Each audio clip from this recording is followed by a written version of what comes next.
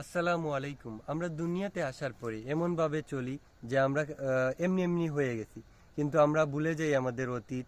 আমরা কোথায় ছিলাম, কোথায় এলাম এবং কোথায় যাব, এই বিষয়টা আমরা ভুলে যাই। আমরা আমাদের মায়ের গর্ভে আসার আগেও অনেক অনেক আগে আমরা ছিলাম আলমে আরওয়াতে, যেটা হচ্ছে রুহের জগৎ।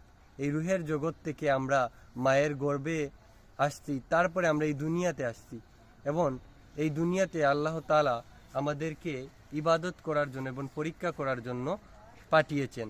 এই দুনিয়ার জিন্দেগি শেষ হওয়ার পরে আমরা যে চলে যাব আপনার দুনিয়া এবং আখিরাতের একটা মধ্যবর্তী অবস্থানে, যেটা হচ্ছে বরজকের জিন্দেগি, কবরের জিন্দেগি।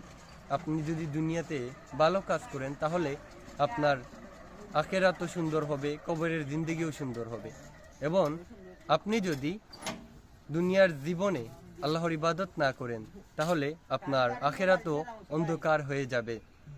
তাই আল্লাহর প্রত্যেকটা বিধান আপনারা মেনে চলুন, কুরআন ও সুন্নাহকে আঁকড়ে ধরুন, তাহলে আপনাদের ইহকাল পরকাল সব কিছুই সুন্দর হবে এবং আল্লাহ তাআলা আপনাকে পুরস্কার হিসাবে হয়তো জান্নাতুল ফিরদৌস দান করতে পারেন। তাই চেষ্টা করবেন কুরআন ও সুন্নাহ মোতাবেক ইবাদত করার জন্য। আল্লাহ হাফিজ।